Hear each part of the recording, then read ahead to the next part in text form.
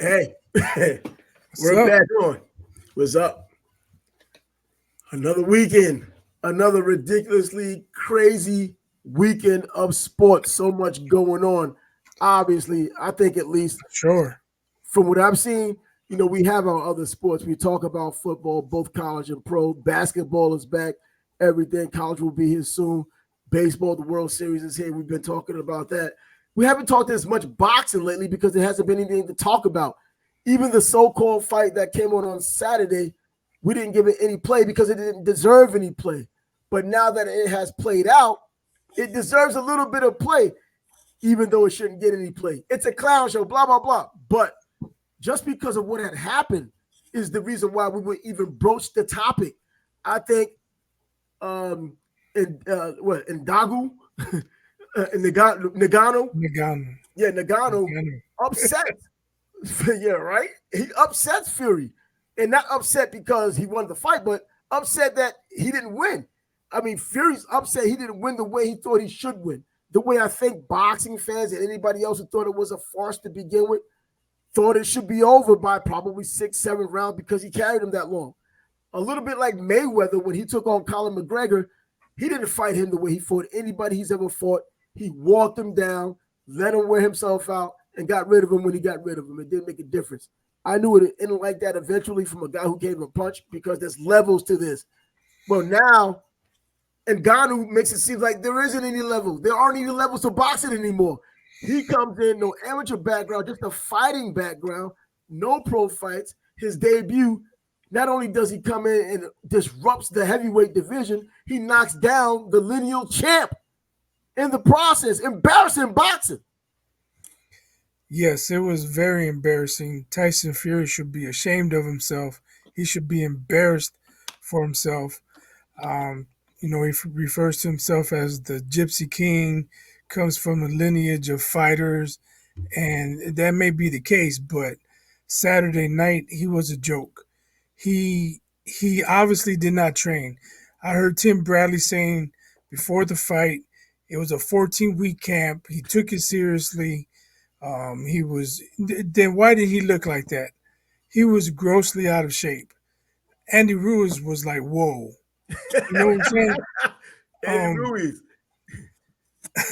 and Andy Andy Ruiz, that's Ruiz is that's like, he's in really good shape. So now he can call him a fat ass if he wants to, without people saying, "Hey, look in the mirror." It was just very disappointing. You gotta give credit to Ngannou. It's not like he really went out there and walked him down, applied pressure, but he did knock him down with that left hook, hit him behind the head, and he took a good shot. Fury did land some good right hands on him, maybe a left hook here and there, but if you look at them after the fight, Fury had the shiner, and Ngannou didn't have anything. no, I think on so many different levels, this thing just reeked. And it wasn't, I wouldn't even call it a fix because it was not a fix. It was exactly what you had saw. And Tyson Fury calls himself the best boxer on the planet right now, the best fighter. No, he's the heaviest fighter on the planet right now. There are guys much more skilled than him. Obviously, in the lower weights, you could be more skilled than they typically are. Usyk is more skilled than he is. He's just a smaller version. But the bottom line is, I think when you have that much experience between your amateur boxing, professional boxing, and then of course championship rounds, regardless of what shape you're in, on muscle memory alone, you should be able to come in and win against a pure novice. This was as big a novice as you could possibly have. No amateur background at all. The guy's pretty much sparred for the past several weeks and got in there with the heavyweight champ of the world. Muscle memory alone should have been the reason why Tyson Fury won this fight, and he didn't. I mean, he won the fight. I guess this is one of those rare occasions to where you could say if it was a draw for so and so, I'd be all right. If it was a draw for so and so, I'd be all right. But a win for Tyson Fury, I'm upset. But a win for Ngannou, I wouldn't be upset. You know what I mean? And the way it turned out, Tyson got it. Paulie Malignaggi said he won legitimately. I think Tim Bradley said he won legitimately. There's a couple of people in the boxing world who said he had won legitimately. But are Who they won? sticking to their allegiance, or They are they said really who telling you won what's happening? legitimately. They said that Tyson Fury had won legitimately. Oh, okay. Yeah, boxing because people. I thought Fury won too. It's like when I texted you. Yeah, I won, but I Apollo, didn't beat him. yeah, Apollo Creed said you won, but you didn't beat him. It's that type of fight. There's no way Fury could feel good about his No, he performance. can't. Where Ngannou goes home, man, I knocked him down. They say he's the lineal champ. Man, he didn't do nothing to me. Yeah, And I mean, he feels like the winner. just the way it looks from a boxing perspective, as a boxing fan, a boxing purist, and there's that debate between MMA and boxing, and regardless of how many times it's happened and boxers have won or an MMA guy had won, now they look at this as the benchmark. Man, some guy just went there without any experience at all, and he beat your top champ and all that other nonsense. Now that's the top heavyweight champ. Now, if you took someone like Conor McGregor to go in against someone like Canelo, the fight's over in 2 rounds. After a bunch of broken bones and pain. But this was the heavyweight division, and if the heavyweight guy allegedly beats everybody on the planet, regardless of how less skilled he may be than the middleweight, he's supposed to win. It was just embarrassing across the board. He gets knocked down, he gets up, he can't even take it more serious than he's taking it because he's not in condition to do so. And Ngannou shows the power that he has because he was taking those shots, eating them. And then in the inside, he's pushing Tyson Fury around like a rag doll. He just has he's just a raw, strong, powerful guy. Strong guy. And now used to grappling. So and he is. when And Fury wanted to put his weight on him and move him and tire him out, and Ngannou wasn't having none of it. He wasn't having any of it. And if he had other skills to push him away, get his space, and come with the uppercut, it could have been even more drastic. And more dramatic what was messed up?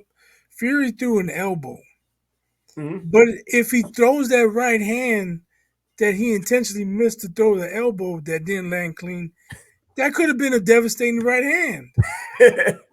You know what? It probably could have, but with Ngannou being as strong as he is, and he obviously has a strong will, his mouth was open early in the fight. And typically, if a fighter's mouth is open, a guy who's trained, it might not be long if the other guy he's fighting is either better or is in better conditioning and is better. This case, you had a fighter who's Tyson Fury, who was better skill-wise. At least he has the skill set. And you look at an inexperienced fighter who's getting tired, you think that's the beginning of the end, and it wasn't. And Ngannou was able to fight while he was tired, which shows a whole lot. He comes from a fighting background, so fighting tired isn't something new, but boxing tired is completely different. You can't go to your ground and kind of get your little rest periods when you can. It was just top to bottom an embarrassment for boxing. And now the clowns will be out. All of these people who will jump the line in front of legitimate contenders because they have a name.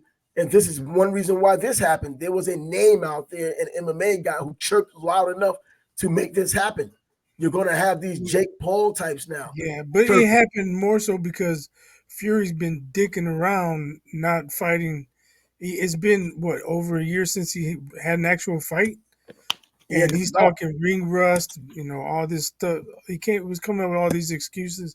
He shouldn't have an excuse after fighting an MMA guy in his boxing debut. Unbelievable, man. There's just no other way to put it. No other way to put it. And Tyson Fury embarrassed himself, but I'm looking at all of these other people now, and because of their name and their clout, they're going to be able to jump in front of boxers who had gone through the process of an amateur boxing career and a pro boxing career and trying to line themselves for a championship fight. You get guys like Frank Gore who could do that because he has a following because being a former football player, or now Le'Veon Bell who knocks out Adrian Peterson, another football player. He could probably call someone out. And with enough chirping, he might get the opportunity in front of somebody who really deserves it. Maybe we can get Larry Bird and Bill Lambert. Larry Bird. No love lost there, man. Bring the chief in, man.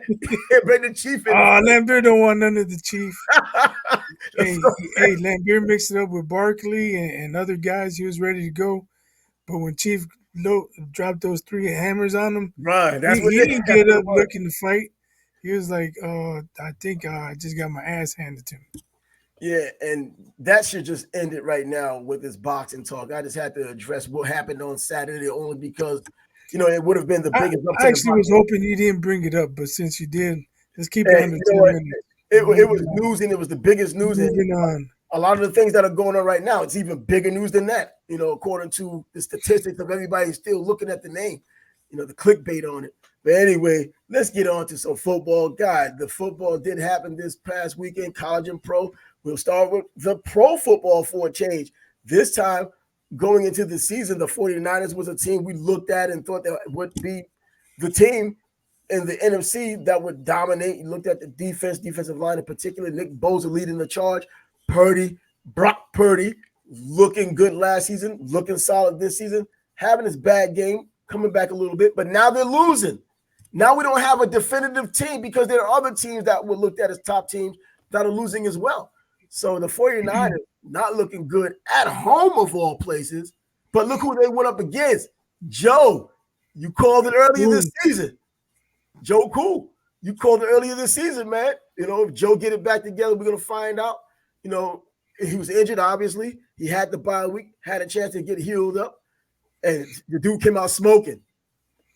Yeah, and he did a Houdini job on one play yesterday. It looked like they had him. Yeah. He snuck out the back, and I was like, Joe Cool's back. He's healthy. And they scored on back-to-back drives in the first half. I was like, what's wrong with this 49ers defense? People are saying Brock Purdy this, Brock Purdy that. Well, it was never Brock Purdy leading the charge. He was playing well, but the defense was dominating. The defense was holding opponents to like 10, 13 points a game. If you got to outscore Joe Burrow and Brock Purdy's the guy you want to do it, it's not going to happen very often. Yeah, but in all fairness, he has his offensive tools as well. Deebo Samuel is a huge part of that offense as much as Christian McCaffrey, but Christian McCaffrey still doesn't play defense. Deebo doesn't play defense. No, he doesn't play defense. His defense right now. But I'm just thinking with all the pieces in place, with everybody kind of being healthy, in the NFL, no one's going to be 100% healthy. But with all of your guys out there, your tight end out there, your running back out there, your top wide receiver out there, I think you can at least get in a shootout, and you can still beat Brock Purdy and get into that shootout and give your team the opportunity to win being at home. But this Cincinnati team is being what we thought it should be in the preseason and this season period, just a continuation of what Joe Burrow has been doing since he's gotten to the NFL. Next season is always an opportunity for a Super Bowl, not just going to the playoffs. He had his injury. He didn't look the same. People are already putting dirt on him in some cases. But then, hey, the injury now healed up at least enough for us to see what he's doing. Consecutive passes, I believe 18 consecutive passes he completed. And now Cincinnati's back. And they're a resounding win, 31-17. And then you know what? It wasn't even that close. Right. And like I said, if you're going to get in a shootout with a healthy Joe Burrow, and Brock Purdy's not the guy you want to have as at quarterback. You want Patrick Mahomes, you want Josh Allen, maybe even Jalen Hurts. Brock Purdy, he's just not that guy. He's going to throw for 400 yards and outperform Joe Burrow. It's the defense that is their problem right now. Yeah, and it's killing me how the defense is the problem. We look at and we talked about it in the preseason, or even talked about it when the season started. They have those three players, Eric Armstead and Javon Hargrave and Nick Bosa. Nick Bosa with a huge contract coming into the season. You thought they would be an absolute terror, and at times they are. They just weren't now. And you would think about just a couple of years ago how that Cincinnati Bengals offensive line looked, and how it was pretty much a bunch of turnstiles out there, just free range to the quarterback. You would think those guys would feast on it, and it didn't happen like that. There was some pressure here and there, but Joe stood in there, picked it apart, got rid of the ball quick, had that succession of completions, and they win the game in pretty comfortable fashion on the road. And there's more of that came from now. Yeah, their offense looked complete. Joe Mixon looks explosive coming out of the backfield, running the ball, and they have maybe the best wide receiver duo in the game in Higgins and Jamar Chase. No complaints here. I mean, there's no disagreement here when it comes to that. No way that may be the case, and they have their quarterback to do it. Joe Mixon they don't normally speak about him a lot. You don't look for him to get consistent 100-yard gains, but he's going to get by the goal line, and he's going to get you get into the end zone many times. He'll get you that consistent 3 yards, 4 yards, sometimes 5 yards a carry, but that's what you need. And if you have the quarterback you have in Joe Burrow, you have your receivers led by Jamar Chase, you're going to make those big plays, and they've been doing it consistently enough. And when you have that quick release and you're getting rid of the ball, you're in a rhythm, the offensive line doesn't have to sit around and get beat all the time as they had in the past. And now the Cincinnati Bengals are back and they mean business. And business or going out of business for Patrick Mahomes. Look, Patrick Mahomes is talented, still, in my opinion, the best quarterback in the NFL. But you still need a team because this is a team sport. Everything still works in sync in the NFL, from the offensive line to the quarterbacks needing the timing for their receivers. Even in defense, you have your units, but he can't do it by himself. And we're going back to some of the numbers. He threw 2 picks yesterday. Nothing else going on. Isaiah Pacheco was nice in the beginning, averaging over 7 yards a carry. Ended up with about 5 yards a carry, but they weren't effective. They weren't doing much of anything offensively with Mahomes. And then Russell Wilson, you think this would be a big game for him because they won the way they did. Denver, of all teams, who had 70 dropped on them, we was at least looking for a 40 or 50 spot. But then Wilson goes out there and throws for 114 yards. That's it, but 3 touchdowns. That's what matters, I guess, the touchdowns. Yeah, is Mahomes going to have to start passing himself the ball, throwing it and receiving it? Those guys out there got hands like feet. They're dropping way too many passes. And when it gets late, you're behind, defense knows you have to pass it. That's when, they sit on routes and they undercut them. So I can't be mad at Mahomes. I mean, every quarterback's going to throw interceptions.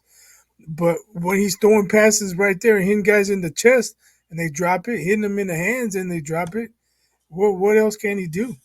So, until they start getting consistency from the wide receivers, and it looked like they had it, but maybe they're going to go in streaks, 4 weeks and then another bad week, 3 weeks and then a bad week. Who knows? Trade deadline coming up. They might want to see who they can get. Yeah, they got to get somebody because this is a mess what's going on right now. Their team is at the receiver spot. And I just hate it because we already know how great Mahomes is. There isn't no argument with how great he is as a quarterback. He's proven it over and over, got himself multiple Super Bowls, probably going to get more before it's said and done. He's going to be up there with some of the greatest of all time if he can carve out a niche for himself to be the greatest of all time if he gets a whole bunch of years in. But there are people saying how bad he is. See, I told you he was overrated. See, he can't do it by himself. I don't think anyone ever said he can do it by himself. No one can. There's 11 guys on the field, and there are a whole bunch of moving parts, including that offensive line. And you can only say that about a kicker, pretty much. Yeah. Because if he misses 4 out of 5 field goals, you can say he pretty much sucks. Yeah. And he'll be looking for a new job on that Monday. But I do want to say, too, and this will probably be the only time we ever mention her. I won't even say her name. Well, I guess I have to. The Broncos trolled the Chiefs in the sorriest, weakest way ever after the game when they played a song by Taylor Swift. You could have come up with something better. You lose 15, 16, I don't even know how many games in a row. 25? You finally beat them, and that's how you decide to troll them with the song by Taylor Swift? I'm sure that didn't even bother them. And to think about Denver won't come close to any type of playoff this year. They had their moment in the sun. It had to end eventually, the losing streak they had against Kansas City, both home and away. But now, to come up with something like that, knowing, is this a Sean Payton thing? Because, he's been saying and doing a lot of things since he became the coach, and he's been paying for it, including a 70 spot dropped on his ass and his team earlier this season by the Dolphins. It doesn't even freaking matter that they come up with anything. How they're trying to make themselves feel good, and the next week they'll probably lose the game, even if it's a freaking bye. I don't know. I'm just glad they won because now the Bears are in position to have the first and second picks again. You know what? I don't know, because let's talk about the Bears right now. I mean, the Bears had their quarterback in there. Look, you saw the quarterback now, Bagent, and now he goes in there. He looked good early on, but still his second start, coming from a Division II school. They talked about it ad nauseum yesterday. Division II school, and he's thrown a whole bunch of touchdowns, so he knows how to throw the football. He's done every throw. as Chris Collinsworth kept reminding us. But hey, I mean, do you see a future here? Is there how much of a difference do you see between he and Justin Fields, who is supposed to be the franchise and supposed to be the future of this team? Well, it's kind of weird because you have the Justin Fields camp saying, "See, I told you he's not that good. Wait till Justin gets healthy. Bagent this, Bagent that, blah blah blah." He was playing in his second game. Mm-hmm. It's not like he's an 8-year vet finally getting the chance. It was his second professional game. No, not even Mahomes was Mahomes in week 2. You know what Nope. I'm saying? So you can't start throwing dirt on him already.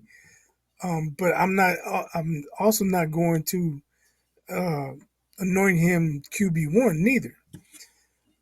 But did you see But enough? Do you what see anything that leads you to believe that there should be a quarterback controversy either this season or if it's last till next season? I don't believe so. The one positive is he gets rid of the ball, but he's still not throwing for 300 yards and 3 touchdowns.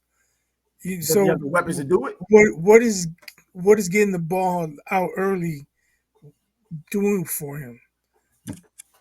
Well, I not don't going I to don't the know. other team.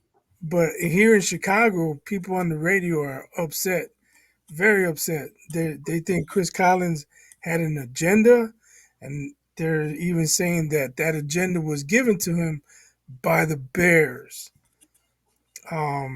So they talked about how Bajent, he knows the playbook in and out. You can call any play. He gets rid of the ball, and there's Justin Fields on the sideline. They told him to watch and learn. They want the starting quarterback to learn from The the backup. backup quarterback. I'm Yeah. sure everyone can learn something from everyone, but that's not a good look. And they Nope. think that he was told that by the Bears, that See, they want Fields to learn how Bajent to watch how he gets rid of the ball, how he they're goes through his starting. They're progressions. start, they're starting a controversy. There you go. They're starting And a controversy. Yeah. one guy was saying, look, if Justin Fields isn't your guy and you don't have the guy to coach him, then get rid of the coach and get a guy to coach him if you're going to keep Justin Fields, or just get rid of Justin Fields. But it's close to like Mitch Trubisky. Mitch, he wanted to be mobile. He wanted to roll out. He wanted to do some bootlegs. That same thing for Justin Fields, but they don't call those plays for him very often. Now with Bajan, I think you talk about learning the playbook and knowing the playbook. I've seen quarterbacks in the past who knew the playbook, and it came down to processing the information faster. You can know everything in that playbook, but processing that information faster. David Garrard comes to mind. I spoke with him personally. We had him in studio when we were doing the radio show. He was the backup to Byron Leftwich. And I remember they talked about how and that's before Byron Leftwich came, but they said when Tom Coughlin was there before Jack Del Rio, he said he knew the entire playbook in his first year. The season wasn't even over. He knows the entire playbook. I don't have to dumb it down for him. But then Jack Del Rio comes in, and Byron Leftwich obviously becomes the top guy. David Garrard, when he gets his opportunities, still holding on to the ball a little bit longer than he should have. Still throwing those interceptions when you thought it was a wide open pass. All of these things that he knew, he still didn't have the information processed fast enough, even after a couple of years in the league, to make it happen. Now, does Bajan do the same? Or does he process the information as he's going?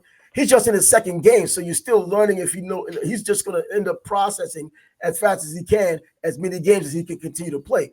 When Justin Fields comes in, that process is going to stop. He's back to practice again because there's too much money invested in Justin Fields.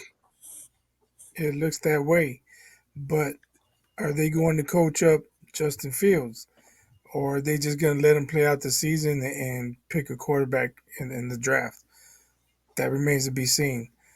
But the people are not happy here in Chicago. We'll never be happy until we actually get a Yeah. consistent quarterback. So, but if they're undercutting Justin Fields because they want to get rid of him, that ain't cool. That's not cool.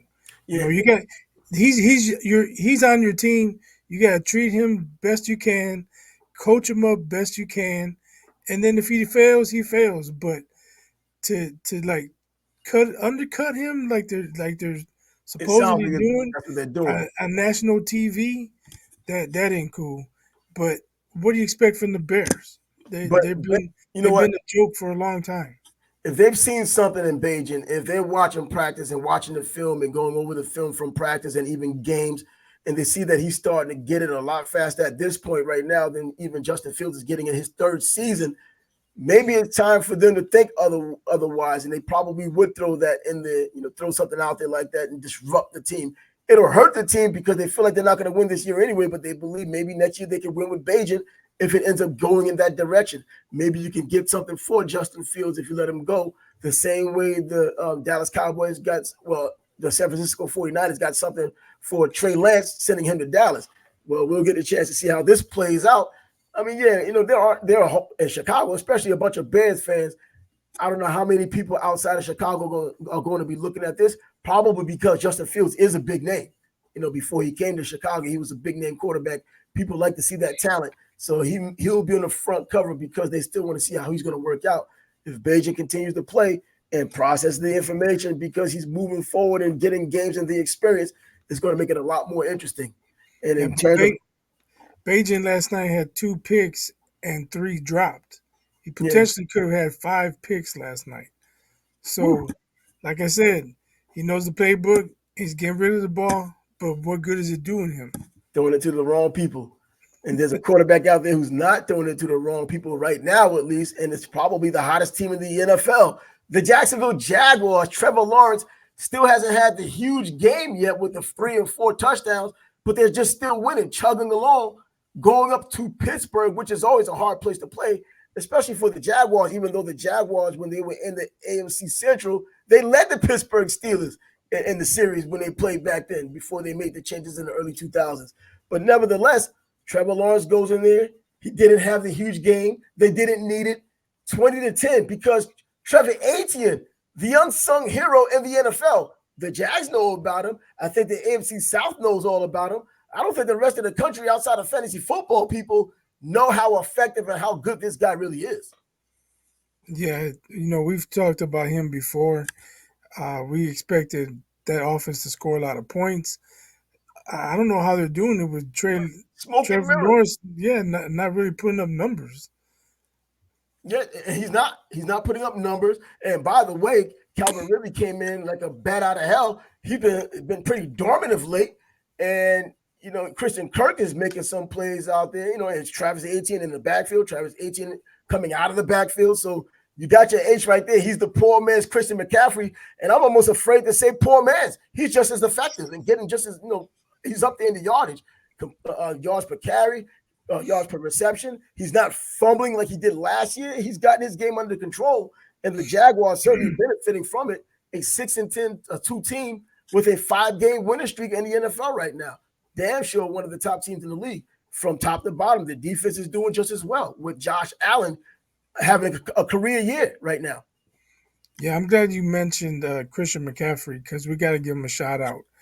18 straight games with the touchdown. He actually caught and ran for one. Mm-hmm. Ties the record.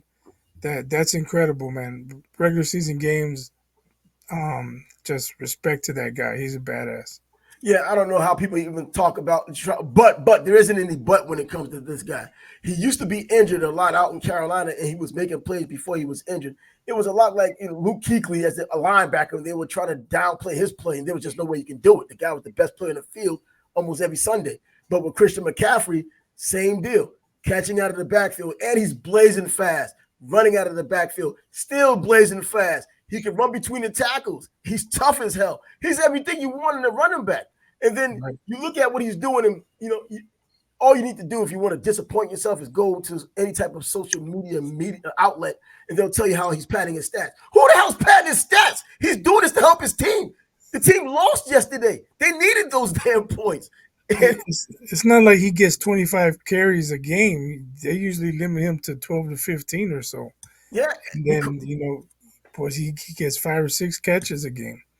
and they know his history. He gets injured. Hey, and you know what? But he still goes out there. He's not tentative. He hits the hole just as hard as he hit the hole the first play. He still catches the ball. He still blocks, by the way. Let's not underestimate his blocking. He sticks his nose in there. He's not cutting you low all the time, at least, but he's looking to make some things happen. Christian McCaffrey, certainly a hell of a player, but Travis Etienne, a poor man's Christian McCaffrey, but he's just as good as gold for the Jags. And he's been helping them win, and they're just scoring a whole bunch of points, and they're just coming out of nowhere. But wait until Lawrence does start putting up the 3 touchdown games or even the 4 touchdown games. We might get a chance to see another 70-point game this season. You think he's sandbagging? No, I don't think he is. Because I'm watching the games, and I'm thinking myself, he's making some bad throws on occasion. I mean, more than I would like for the type of talent he has and the way he played last season. I'm not going to say he regressed because I think it's just a different dynamic to the team. But, man, I was just expecting before the season started, this might be the most potent offense in NFL history, with Peterson as the coach. You would expect that there was an opportunity for that, but he just hasn't done it. But, I'm not a Jaguar fan, but I'm not a Jaguar hater either. I live in Jacksonville, so I want to see them do well unless they play the Jets, a team that's – but anyway – but I just want to see the Jags do well, and they have been doing well up until now, and they'll have their bye week, get their rest, get their bearings about them, and probably come out of the bye week and try to continue. They're still in the AFC South, and that's not exactly the most competitive place, but it may just be the most competitive place because Will Levis shows up for the Texans, who are now the Houston Oilers yesterday, or not the Texans, the Titans. And then they come in as the Houston Oilers, and they're just throwing the ball all over the place. A freaking rookie in his debut, just lightening it all up. Surprised the hell out of me because I wasn't thinking so highly about Will Levis coming out of college. Left Penn State, went to Kentucky, did all right in Kentucky. Now in his NFL debut, he lights it up, and he has DeAndre Hopkins who helps him get there. Right. Well, we'll see if he can do it 2 weeks in a row. I know DeAndre Hopkins is probably like finally. But I don't know if he can back it up with another great performance like that. But you mentioned the Jets. I think your boy Zach Wilson, go ahead, hit the button. Go ahead. Yeah. No, bro. Zach is the dude. You have the button ready? I got it. You know how Zach is backing up. He's looking. He's like crap most of the game and then steps up in the fourth quarter. It took overtime. This had to be one of the worst games of all time. I mean, seriously. I don't even think that, you know what, Howell has a team. I don't think there's ever been a team that has gone into overtime. So you had extra time, and you end the game with -9 yards passing. That's the Giants. That's how it ended. Yes. -9 yards passing. Shannon Sharp said he was at home on the couch watching or eating Cheetos, and he had more passing yards. He did. -9 yards, and you went into overtime. Unbelievable. I mean, so that game was so bad. I was flipping games. The game I was watching was the Bengals 49ers. Well, that was the afternoon game. What was I watching in the morning?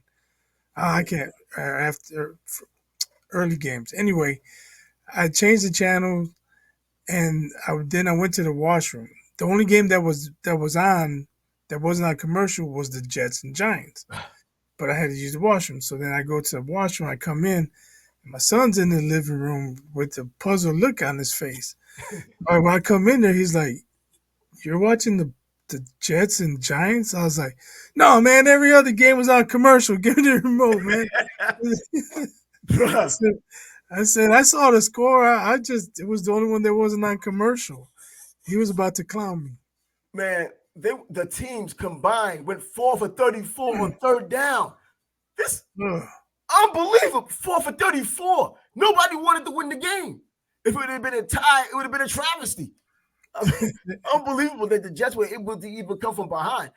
Zach Wilson, man, even in a win. At least he's not giving it away. He could be throwing a pick in the red zone or throwing a pick at his own 20 and setting up the other team to score. Man, why he's not doing that? Why do you have to come with the silver lining? Oh, man. I look That's at this why guy. I'm here. I know. Yeah, because if not, it'd be all negative, man. It'd be all negative. I mean, the dude, not even 50% of his passes. He didn't complete 50% of his passes, man. And he does it like every week. And the defense is wasted because they're out there all the time. They won this game. They're 3-3 now, which is, well, they're 3-4. I don't even know what the hell they are. They got 3 wins. And I'm still bugging, like, how the hell did that happen? But God, I'm just looking at this team, and it was just, I don't know, disheartening to watch them win. Come on, man, because I'm like, when there's a better team out there, because the Giants have their own problems. Saquon Barkley still went off in the team. They still ran over 200 yards against the Jets. So let's talk about who you think or who I think are the best teams in each conference right now. Oh God! Now, well, Philadelphia has to be the best in the NFC. I agree with that. And I think right now, as it stands, the Jags. Oh, actually, Baltimore and the Jags are probably 1-1, 1A, 1B. I agree with that, but Bengals pulling up the rear now, man, with the freight train. See, now we see one game how this is their 3rd win, but we're going to now if Joe Burrow continues doing what Joe Burrow does, then they're easily a team that you could say this team is going to be a formidable team. This team is probably going to make its move because Buffalo's too inconsistent. We see what happens there. Pittsburgh, I don't know what to think. Kenny Pickett just not making any improvement. Trubisky played yesterday. I think Pickett got hurt. Yeah, Trubisky came in yesterday. Yeah, because I think when Kenny got hurt, I think he hurt his rib. Yeah, he felt his elbow, hurt his rib. But if Trubisky comes in, doesn't do much. I thought he did complete some nice little passes on the rollout because he could roll out. But the Jags just were there, and they were getting their sacks, and they were still able to hang on to the ball offensively. But, yeah, Pittsburgh is just – I don't know. They're just going to do enough for Tomlin to keep his job. And then Kansas City, I can't call them inconsistent, but if they're going to have this inconsistency at their receiver spot, well, there goes the season. No matter what Mahomes does. So, yeah, Baltimore, which people are completely forgetting because they're so busy wanting to pile on Lamar Jackson – and I think the Jaguars, and we're still talking about Trevor Lawrence not having his huge day yet, and they're still getting these points and still getting these wins.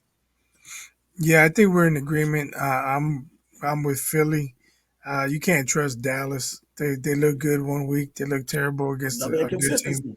Yeah, and 49ers are struggling defensively. They're obviously not – I don't even think they're in the conversation right now. They got to get that defense fixed. So I'm with you in the AFC as well. Baltimore, Jacksonville, the teams that are consistently winning. Yep. You can argue Baltimore should be undefeated right now. And that's true too. If their receivers didn't drop 8 passes that game. But like I said, they're all looking over their shoulders to Joe Cool and the Bengals, man. I think so. Rightfully so. They got it all together now. Everybody's healthy. They're going to be tough to stop offensively. We're talking about Jalen Hurts and the way he plays now and the way he's leading the Philadelphia Eagles. That game yesterday with Washington, we know it was an old NFC East showdown, but man, he and Sam Howell put on a freaking performance for the ages, man. They had over 700 yards combined, 8 touchdowns and 1 pick. Sam Howell at one point was just as hot as Joe Cool. In fact, even hotter. I think he only had like 2 incompletions with over 20 passes at one point. And then ultimately the Philadelphia Eagles just started churning it out. And then, they end up winning the game 38-31, but so much offense in it. And these 2 quarterbacks who are going to be the future of the NFL. Sam Howell, man, I watched him play at North Carolina, and I was like, okay, I wanted him to jump on the bandwagon. He could run a little bit, but I thought this was another guy they were pushing. But you go by the eyeball test of what you saw. I didn't see this early. I thought a game like this here and there in his career, hey, this guy might be one of those blue chippers that could lead this team. And Brian Robinson, a running back from Washington as well, somebody I looked at Alabama who caught my eye specifically when I went up to Atlanta to watch Alabama beat on the Miami Hurricanes a couple years ago in the opening game up there in the Georgia Dome. And then to see him play up there, and then now being in fact, remember last year he got shot. He got shot in, I think, a carjacking or some more robbery. But yeah, he got shot last year, but he's back this year and he's playing solidly, man. But I like that he had a good game yesterday. But Hurts and Howell put on that freaking game yesterday with those yards. And I had to talk about it. And by the way, I wanted to see if Howell could respond, but Hassan Reddick shut that down. What? Who shut what down? The Commanders. Oh yeah. Well, yeah. I mean, I would, but you know what? Based on how the Commanders have been playing, I didn't think they would even be in the game. But once again, it's that NFC East showdown that you have all the time, going back even to the days when the Cardinals were still in the NFC East, where they could just battle and keep it closer than it's supposed to have kept it. This isn't a great Washington team. There's a lot of dissension in the locker room. You're hearing people talk about how things have not changed. Maybe Sam Howell changes it with his offense. Maybe Daniel Snyder now out of the picture is going to help the right people get in there and not meddle with the team, and something will happen with that. But between he and Jalen Hurts yesterday, they had their talk to, and it was a great little young quarterback duel in which Philly came out on top 38-31. And so that brings us to one of the old guards, a guy we talked about a few times on here, Kirk Cousins, out for the year with a possible Achilles. What's up with these Achilles, man? These older quarterbacks, the Achilles, they're likely to get those types of injuries because of the age. Could it be the field turf? You know what? That could be it as well. I mean, I remember, I think when Vinny Testaverde heard his, and he talked about the blood that doesn't circulate there after a certain age. I think it was 35. And I don't know exactly how old Kirk Cousins is. I don't believe it's 35, but he's an older quarterback. It could be a combination of the turf. It could be a combination of biology. And that's why it's happening to the quarterbacks now. You know, seeing it happen to someone like Aaron Rodgers, well, he's around that age and above, and it happened to him. I just wish it didn't happen as quickly as it happened. But yeah, Kirk Cousins is out for the year, and they still get the win. So it's, man. Speaking of Aaron Rodgers, gotta mention, Packers fans been awfully quiet. No love for Jordan Love. There's a reason. What happened out there, guys? Guys were talking loud after the first couple of weeks. Man, if they watched those games, they would know that Jordan Love wasn't putting those numbers up because he was becoming a better quarterback. He was just putting those numbers up because there was just plays made after he just dumped the ball off on occasion. He wasn't reading defenses at the time. Now he's reading defenses and getting it wrong and probably throwing a pick here and there. But he's still the leader of this team and the reason for the loss just as much as Minnesota's the reason for their own win. So, yeah. If you're listening and watching as a Packers fan, and you're saying, "Oh, he's a Bears fan." Yeah, but I'm here. I criticize my team. I don't go out and hide. I don't close my mouth. I'm gonna say what happens. If my team sucks, they suck. But your team sucks, and you don't have nothing to say. You know what? I've never heard a Green Bay fan say something negative about their team. I mean, it's not even negative if it's true. They're not playing well right now. They would look at that as negative talking against their team if you said it right now. I know a couple of Packer fans. They've never said crap like I would say about Zach Wilson or even the Jets on occasion, or what you say about the Chicago Bears. They just stay quiet. It's like, you know what? My mama said if I don't have anything good to say, don't say anything at all. It's basketball season. And basketball season is here in full tow. Yo, we saw what happened a couple of nights ago. We weren't on, and we saw how. Well, were we on when Dame and Giannis got out there in the beginning and looked good, but we saw how Dame came out, and we was like, God dog it, man. The NBA's in trouble now. I was watching that game. Philly had gotten out to, I think, maybe a 7 to 8 point lead, and I was looking at the clock, and then I saw it was down to maybe 4 or 5, and there was 4 minutes left, and I was like, well, let's see. I've been saying all they got to do is keep it close, and it's Dame time. He ended up with 12 points in the last 3 minutes or something. He took control of that game. But I think people overreacted.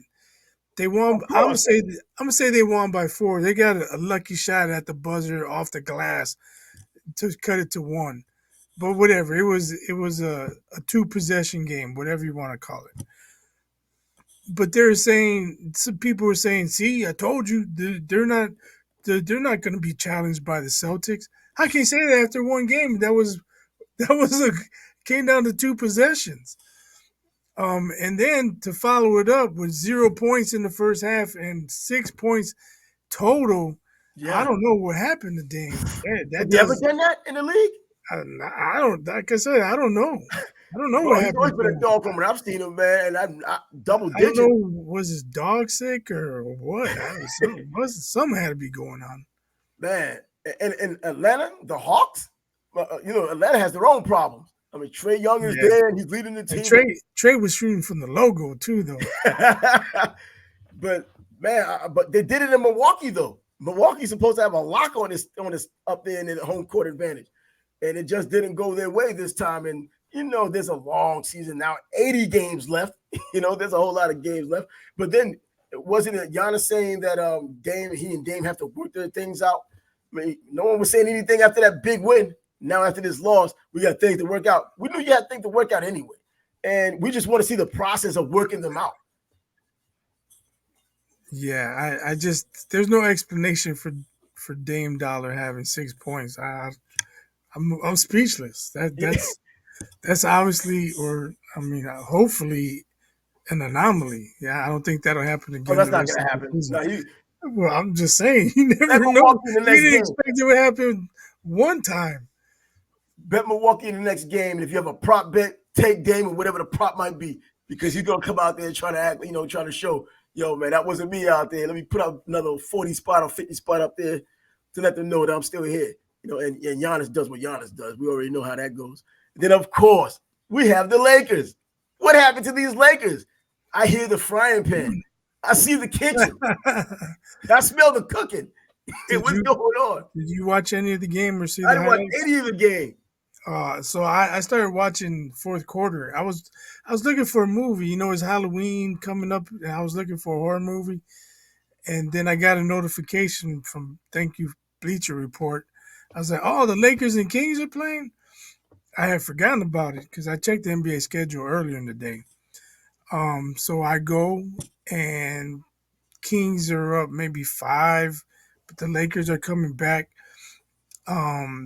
They took the lead, but Swiper came in the game on a bum ankle, and he tried to take over. He was cooking the Lakers. Nobody could stop him. But the Lakers, to their credit, they hung in. Game went into overtime. But then Swiper didn't play in overtime. I was like, oh, this is Lakers. But Malik Monk said, not so fast, my friend. He went to work. He went to work. It didn't matter who was guarding him. He was cooking them, man. He hit big threes. He went to the basket and ones. He was talking junk. They asked him after the game. He's like, AD talks a lot, so I was just letting him know, blah, blah, blah. He played with AD years ago, so, I'm sure it was lighthearted, fun.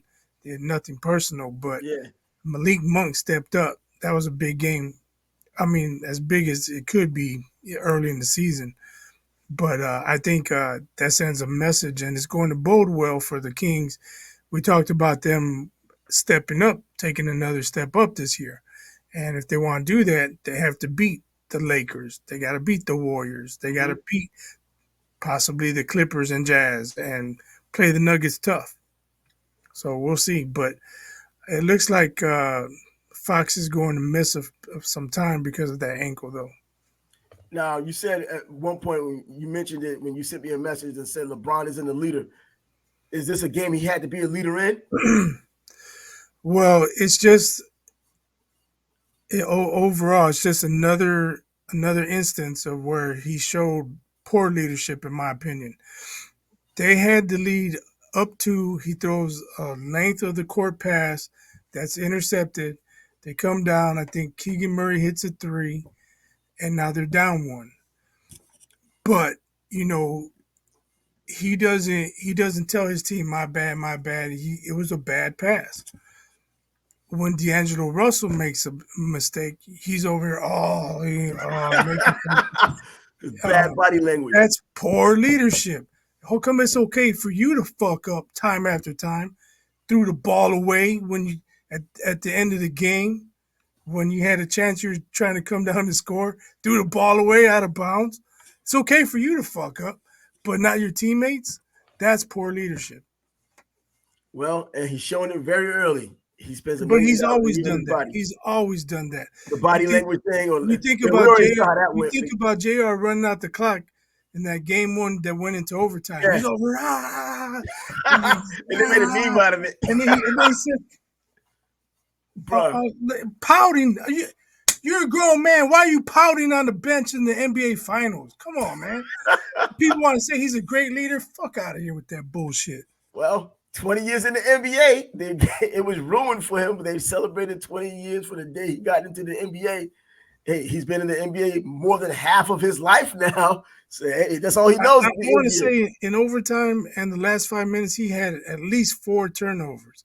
So for him to be looking sideways at other players, come on, man. Look in the mirror. And by the way, going back to Dame for a second, he had 6 turnovers. So 6 points and 6 turnovers. Bruh, come on now. At least he didn't have 7. That would have been really bad. Jeez. More turnovers than points. Yeah, man. You never think it was bad enough. I'm just saying. But hey, guess who's not missing? James Harden. No one's missing him. James Harden's not there. Philadelphia is still going. Maxey sure ain't. No, hell no, nah, man. 61 points between him and Embiid, and they don't need him so far. I mean, what do you really need him for anyway? This is still the same guy who scored 9 points when it mattered most. I don't know. And then if he does play, I'd be leery about putting him in the starting lineup. I'd be like, you gotta come off the bench, trouble, man. You gotta come off the bench. You want to show you can still score. You want to be MVP Harden, lead the second team. Go out there and score some points, but don't mess up the starting lineup. You already know that's not gonna happen. I mean, I can't even see that happen. It's gonna if they get the balls to stop him from getting on the plane, they should have the balls to bring him off the bench. Hey, they blame the security guard for that. The security guard stopped him. They said, yeah, let's blame the security guard so the management doesn't have to take responsibility. But yeah, James Harden, man, it's like, man, you know what? I don't stream enough Philadelphia radio. I have a friend who's a huge Philadelphia fan, Philadelphia 76ers fan. He knows his basketball in the whole nine. So I probably need to get a beat on him about this James Harden deal. But, man, I can only imagine those whiny-ass fans in Philadelphia, what they're dealing with him. The same friend told me that Philly they loved Allen Iverson, but they didn't love him as much as people from other teams loved him. Fans from other teams loved him more than Philly did. I couldn't get that vibe because I wasn't up there. But, man, AI is my dude, man. Him and Patrick Ewing, my 2 guys of all time in the NBA. Hell. But yeah, so to tell me that Philly fan didn't love him as much as it seems like other fans, it blows my mind. Like who could they like better on that team? I don't know. I guess in terms of just embracing him, when they embrace other players in the past, like probably even Dr. J. Oh, well, of course that. But I'm saying on his team. Oh, no one else is there. That's what I'm saying. Raja Bell, Jermaine Jones. What was his name? Matt Geiger. I don't know, man. I just don't know. It just still kind of blows me up. But Harden missing. They're not missing a beat. The Blazers getting tore up, man.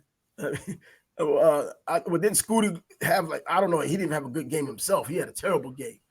But man, the rookies aren't doing what I thought, man. I'm looking at Grady Dick up there in Toronto, expecting him to do something. Shoot, if he got more than 2 minutes on the court, that's something. Man, they keep him on a bench. I'm like, what the hell is he not showing in practice? Yeah, the only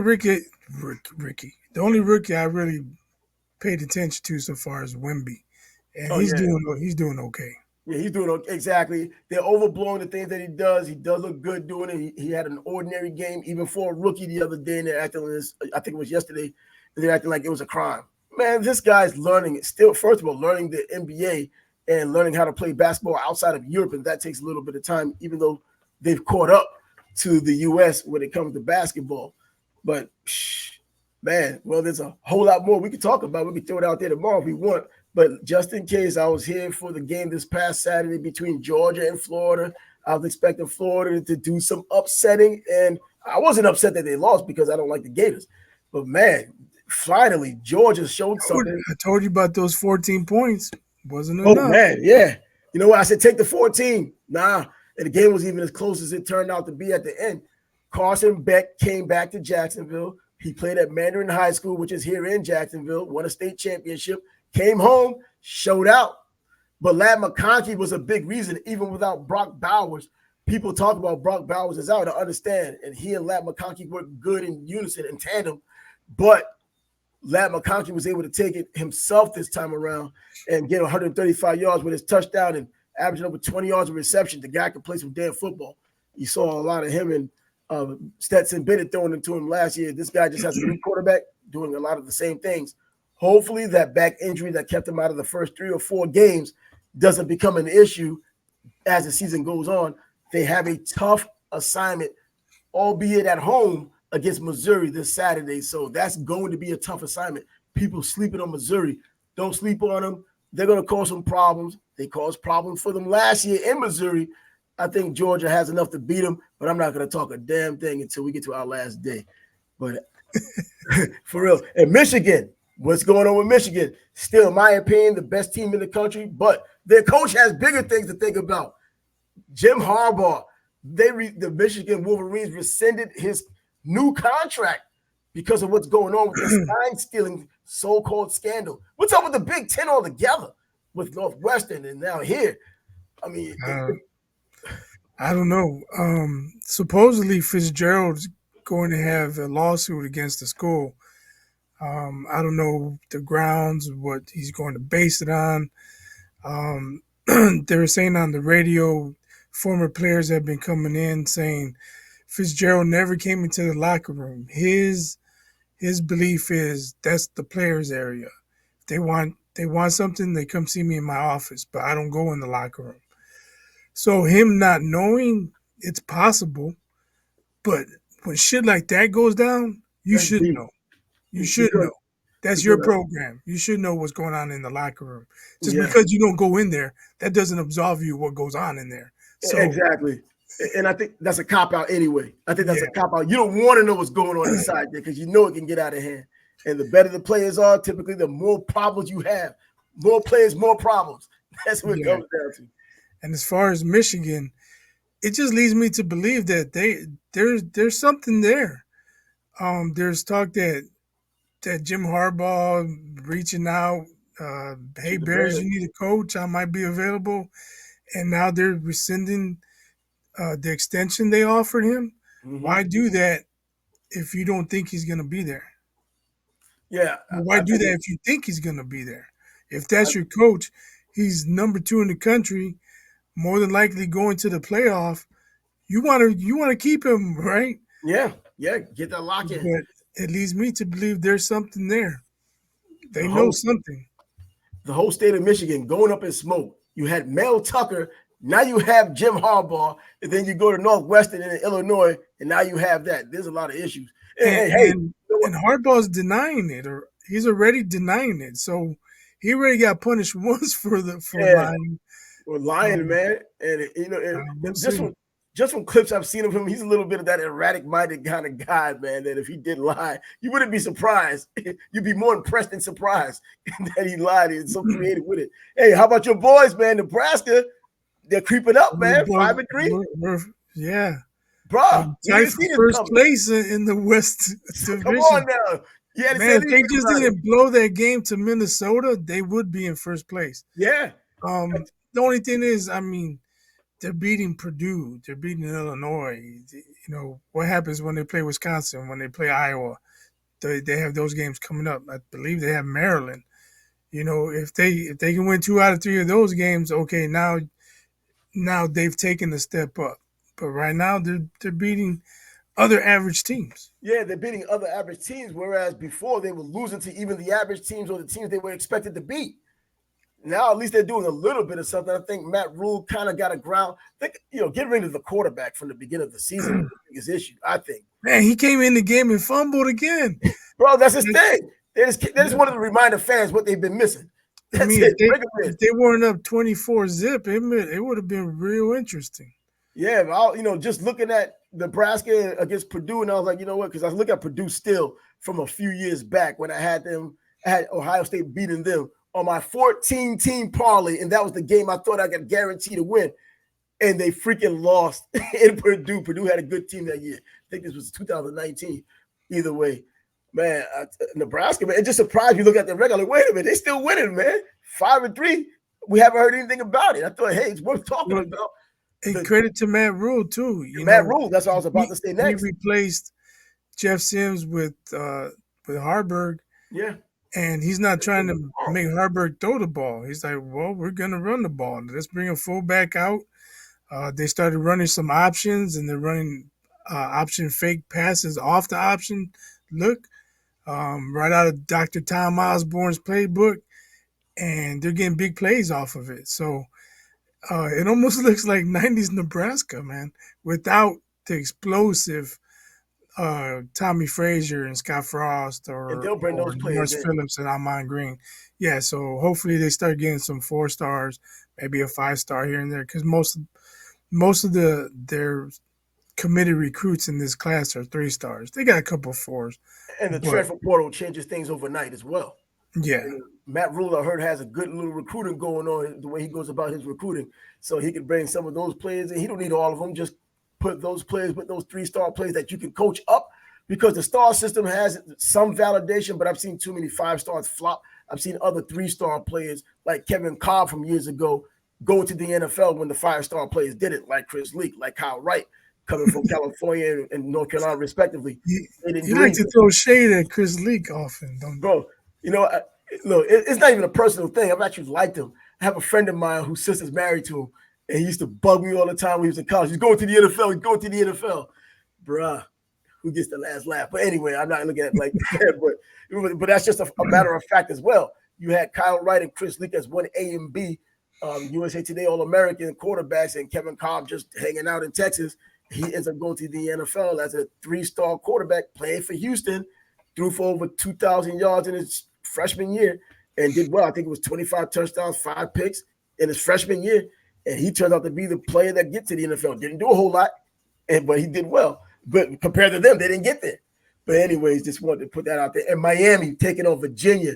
They're keeping it going, but overtime, Virginia, I know they upset North Carolina, but North Carolina just lost again themselves. Man, Miami, get it together, because we got to go up to North Carolina again to play North Carolina State this Saturday. And this is going to – I don't see a win coming out of this, and this is as a Cane fan. North Carolina State is a pretty solid team, and Miami on the road just haven't been as solid as they needed to be. Tyler Van Dyke has not impressed me, not too much this season. Against teams you're supposed to, he has. Against other teams, he just hasn't. This past week was another example. They better win. That's all I gotta say. And you know what? Once that game is handled, we're going to at least find out what time that game is, because they're going to do it the week of the game. Let us know what time it is. So if the Canes do win, I think we got ourselves a 7:30, 8 o'clock game. If they lose, probably 3:30 game. Man, let's go. I'm gonna have to. I used to have a Ray Lewis Miami jersey long time ago. I don't know if it's buried somewhere. I might have to look for it, pull it out Saturday. Well, you know what? I'm looking for my Canes to win. I want them to win this game. I just know, I just hadn't had a lot of faith in Tyler Van Dyke, even when he first was given the start. He's done some good things, I think, by surprise the first time he became the starter. But I just think that he's just not that next level guy. I just don't believe so. I think he's probably a 3rd rounder because he's coming from Miami. I know people were talking about how he may be a 1st rounder. I think a 3rd rounder, man. And depending on what he does at the combine and all of this other thing, all the other things, and how he completes the season.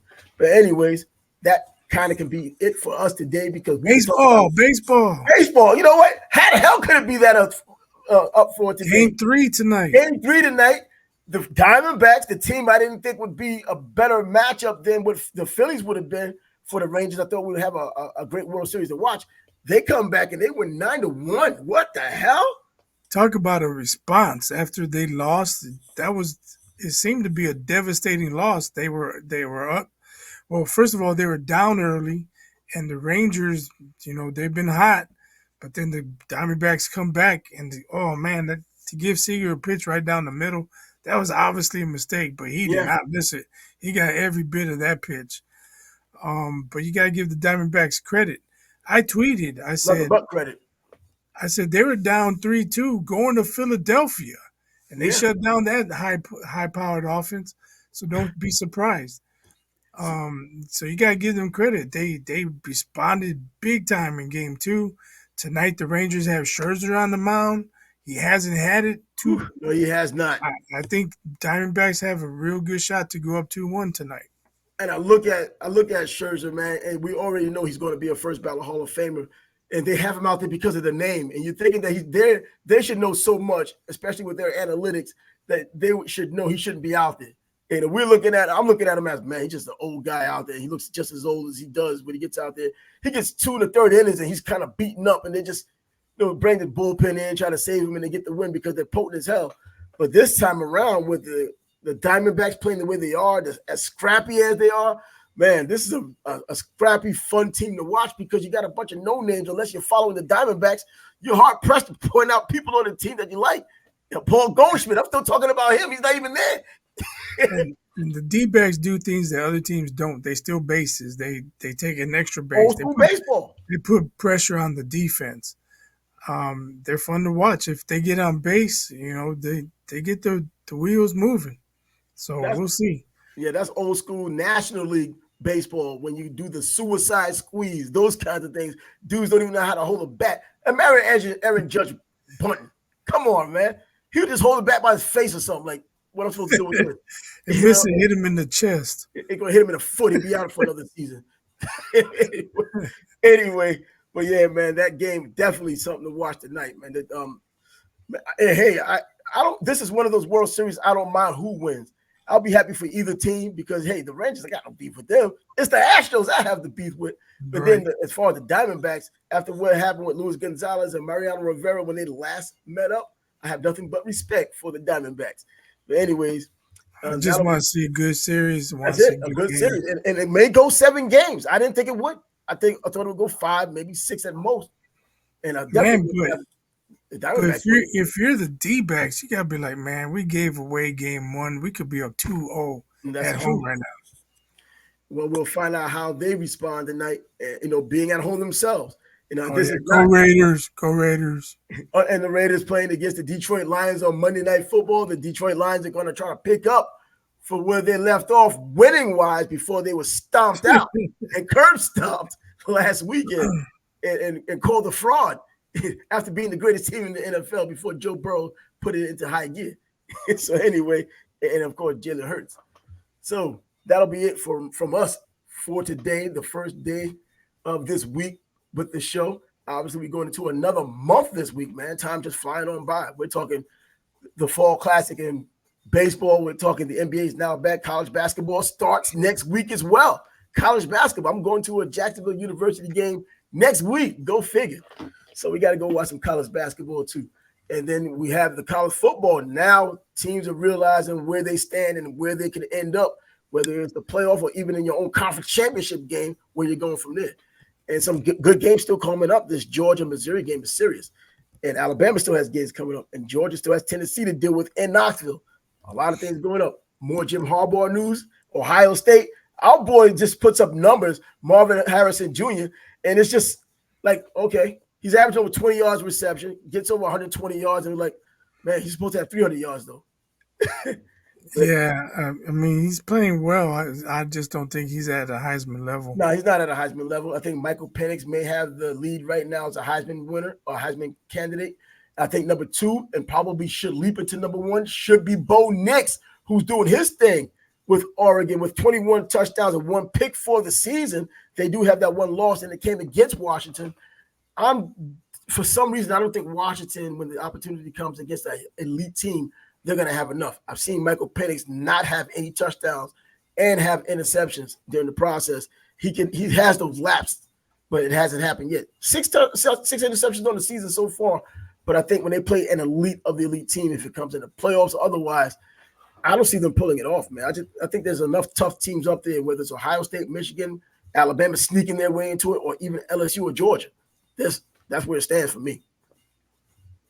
That's why they play the games. Exactly, because we've been wrong, or at least I've been wrong. But more than enough. My thing with Oregon is you could argue they should have won that Washington game. That's the truth, too. If the coach kicked field goals and then go for it every time. Every time. Yep. Yeah, but hey, he has a lot of goodwill in the bank right now for the short time he's been there. Former Georgia guy over there coaching now. So, yeah, he can get away with that now, and hopefully he got to get some rings out of it, which I don't know if he can do. We've seen Oregon's act before. Anyway, we'll be back tomorrow. Episode, 77, maybe 78. of the Sports Bag Bros podcast is coming I to an don't keep end. count. You do. Yeah, and I think I have it up here somewhere. Let me see. Let your show open talk. Yeah, it's 77. Say, hey, we've been out there and a couple of other shows. We'll be throwing some pieces out there too. Now that Bias has the power, Bias is gonna be throwing some things out there too, man. So don't be surprised to see him just show up randomly throwing some knowledge at you. Probably put all of you in the crosshairs for about a half hour this time, not just 2 minutes.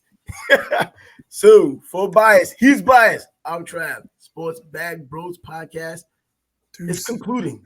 Deuces.